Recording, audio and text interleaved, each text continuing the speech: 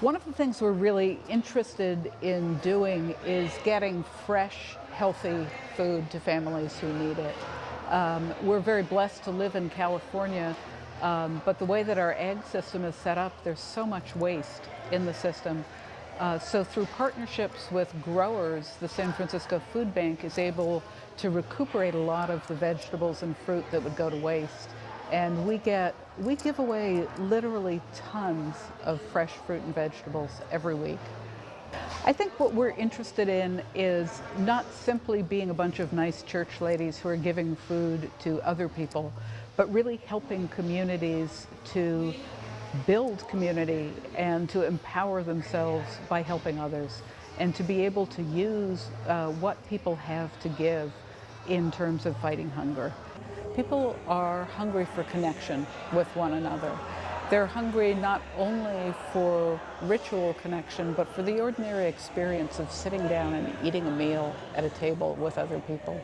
They're hungry for a kind of depth of life that you don't get when you're eating a fast food meal by yourself in an alienated way. To be able to connect with the most basic and primal materials of God's earth, to be able to stick your hands in the dirt and pull up a carrot and eat it with another human being is a profound thing.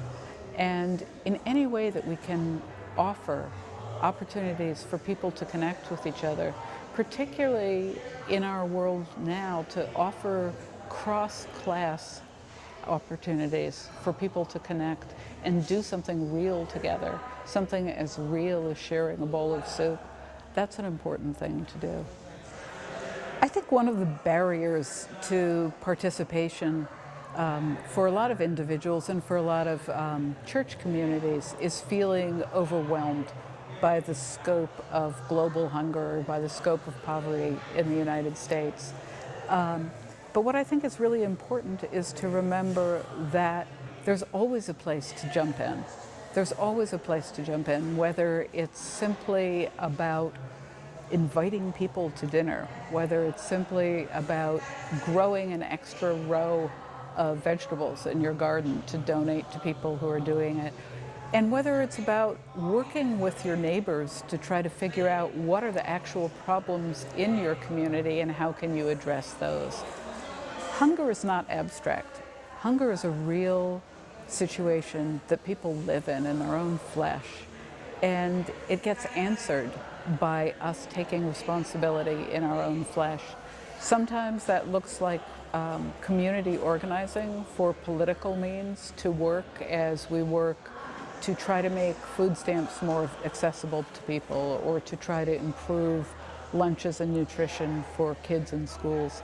And sometimes it's very concrete. It means picking up a 50-pound sack of onions and unloading it out of the truck and hauling it down to the compost bin at the end of the day. You know, there's real things that people can do.